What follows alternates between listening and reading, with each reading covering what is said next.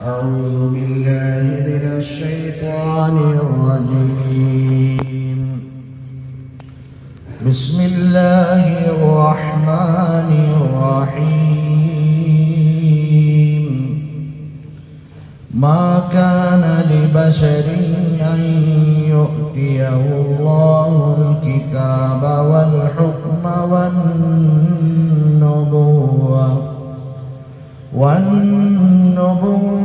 ثم يقول للناس كونوا عبادا لي من دون الله ولكن كونوا ربانيين بما كنتم تعلمون الكتاب وبما كنتم تدرسون ولا يأمركم أن تتخذوا الملائكة والنبيين أربابا أيأمركم بالكفر بعد إذ أنتم مسلمون. بارك الله لنا ولكم في القرآن العظيم ونفعنا وإياكم بالآيات وذكر الحكيم. കാരുണ്യവാനായ അല്ലാഹു സുബ്ഹാനഹു വ തആല നമ്മുടെ പാപങ്ങളെല്ലാം പുറത്തു മാപ്പാക്കി തരുമാറാകട്ടെ.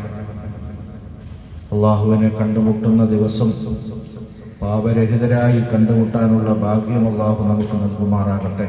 നമ്മളിൽ നിന്ന് വേർപിരിഞ്ഞു പോയവർക്കും അല്ലാഹു മഗ്ഫിറത്ത് നൽകുമാറാകട്ടെ. അള്ളാഹുവിൻ്റെ മഹത്തായ അനുഗ്രഹം നമ്മൾ കേട്ടുകൊണ്ടിരിക്കുന്നത് സൂറത്ത് ആലി ഇംറാൻ അതിലെ 79, 80 രണ്ട് ആയത്താണ് ഇപ്പോൾ നമ്മൾ പാരായണം ചെയ്ത് കേട്ടത്. ഈ ആയത്ത് അവതരിക്കാനുണ്ടായ കാരണം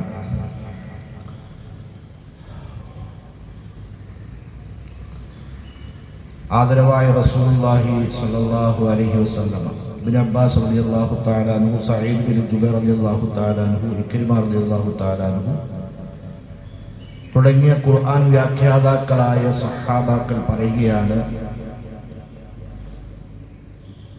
ആദരവായ റസൂലുള്ളാഹി സ്വല്ലല്ലാഹു അലൈഹി വസല്ലമ തങ്ങളുടെ അടുക്കൽ യഹൂദികളിൽ നിന്നും നസാറാക്കളിൽ നിന്നുമുള്ള പുരോഹിതന്മാർ എന്ന് പറഞ്ഞാൽ അവരുടെ ഏറ്റവും വലിയ, നമ്മൾ ഇന്ന് കേൾക്കുന്നല്ലോ തിരുമേനി, എപ്പിസ്കോപ്പ എന്നൊക്കെ പറഞ്ഞ് നമ്മൾ കേൾക്കുന്നുണ്ട്. അത്തരത്തിലുള്ള അവരുടെ ഉയർന്ന നേതാക്കൾ, അതായത് മതവിധികൾ അവർക്ക് യഥോചിതം നൽകിക്കൊണ്ടിരുന്ന നേതാക്കൾ, അത്തരം നേതാക്കൾ നജ്റാനിൽ നിന്ന് നബി സല്ലല്ലാഹു അലൈഹി വസല്ലം തങ്ങളുടെ അടുക്കലേക്ക് വന്നു. ഈ സമയത്ത് നബി സല്ലല്ലാഹു അലൈഹി വസല്ലം വദഅഹു ഇലൽ ഇസ്ലാം, നബി സല്ലല്ലാഹു അലൈഹി വസല്ലം തങ്ങൾ അവരെ എന്ത് ചെയ്തു? ഇസ്ലാമിലേക്ക് ക്ഷണിച്ചു, നിങ്ങൾ മുസ്ലിമാണ്. ഉടനെ അവർ ചോദിച്ചു, തുരീദു യാ മുഹമ്മദ് അൻ നഅബുദക കമാ തഅബുദുൻ നസാറ ഈസ ഇബ്നു മറിയം, ഓ മുഹമ്മദേ, മറിയമിന്റെ പുത്രനായ ഈസാ നബിയെ ആരാധിക്കണം എന്ന് പറഞ്ഞതുപോലെ, നസാറാക്കൾ പറഞ്ഞതുപോലെ താങ്കൾ ഞങ്ങളോട് കൽപ്പിക്കുമോ? അതുപോലെ തന്നെ അവരിൽപ്പെട്ട ഒരാൾ ചോദിച്ചു, താങ്കൾ ഞങ്ങളെ എന്തിലേക്കാണ് ക്ഷണിക്കുന്നത്? താങ്കളെ ആരാധിക്കാൻ വേണ്ടി ഞങ്ങളോട് കൽപ്പിക്കുമോ? ഉടനെ റസൂലുള്ളാഹി സ്വല്ലല്ലാഹു അലൈഹി വസല്ലം തങ്ങൾ പറഞ്ഞു, മഅദല്ലാഹ്, അല്ലാഹുവിനോട് ഞാൻ കാവൽ തേടുന്നു, അത്തരം വാദങ്ങളിൽ നിന്ന് ഞാൻ അല്ലാഹുവിനോട് കാവൽ തേടുന്നു. അൻ നഅബുദ ഗൈറല്ലാഹ്, അല്ലാഹ് അല്ലാത്തവരെ ആരാധിക്കാൻ ഞാൻ പറയുകയോ?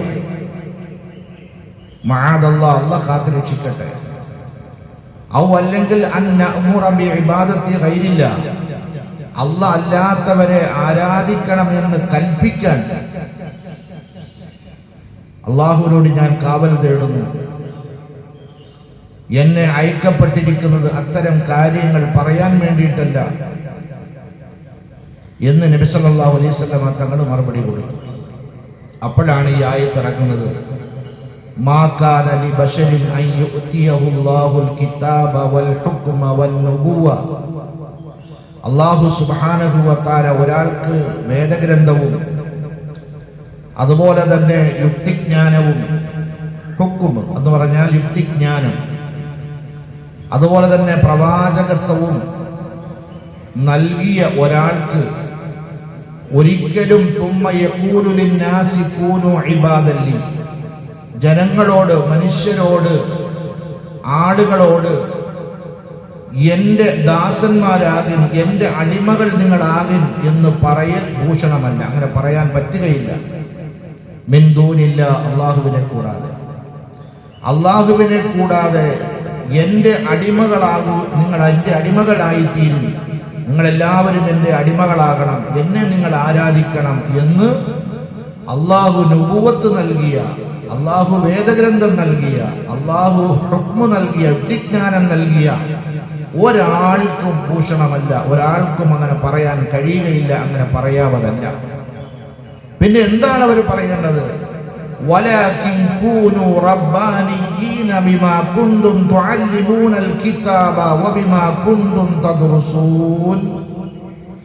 മറിച്ച് ആ പ്രവാചകൻ പറയേണ്ടത്, നിങ്ങൾ വേദപുസ്തകം പഠിക്കുകയും അഥവാ കിതാബ് പഠിക്കുകയും അതിനെ പഠിപ്പിക്കുകയും ചെയ്യുന്നതിലൂടെ കളങ്കം യാതൊന്നും യേശാത്ത രീതിയിലുള്ള ദൈവത്തോടുള്ള ഭക്തരായി മാറുക, അള്ളാഹുവിനോടുള്ള ഭക്തരായി മാറുക. റബ്ബാനിയീൻ, നിങ്ങൾ യഥാർത്ഥ ഭക്തരായി മാറുക എന്നാണ് ഓരോ പ്രവാചകനും അവരുടെ ജനങ്ങളോട് പറയേണ്ടത്.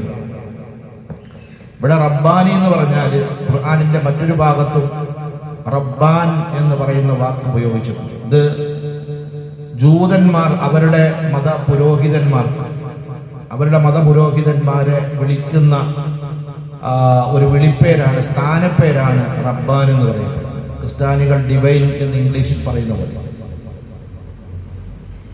അങ്ങനെയുള്ളൊരു സ്ഥാനപ്പേരാണ് റബ്ബാൻ എന്ന് പറയപ്പെടുന്നത്.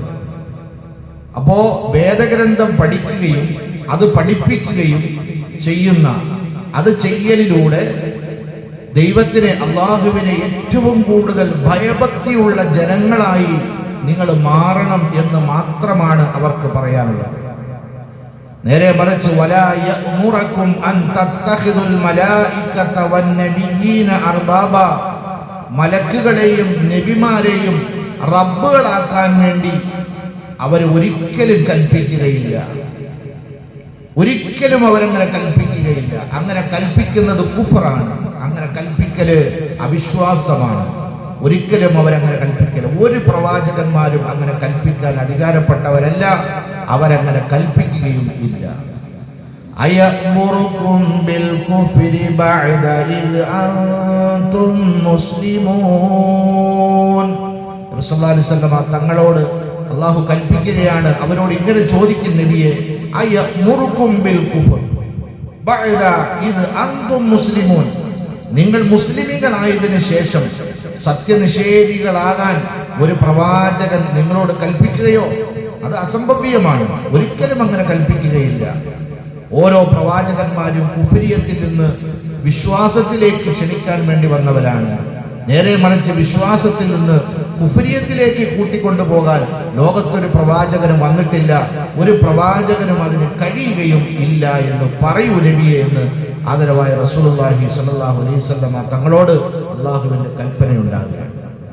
പ്രിയമുള്ള മുഅ്മിനീങ്ങളെ, പ്രധാനമായും ഈ രണ്ട് ആയത്തുകളിൽ നിന്ന് നമ്മൾ മനസ്സിലാക്കിയത് എന്താണ്? അടിമത്വം എന്ന് പറയപ്പെടുന്നത്, ആരാധന എന്ന് പറയപ്പെടുന്നത് പ്രവാചകന്മാർ അഖിലവും മനുഷ്യരോട്, ജനങ്ങളോട് പഠിപ്പിച്ചത് അത് അള്ളാഹുവിന് മാത്രമായിരിക്കണം എന്നാണ്.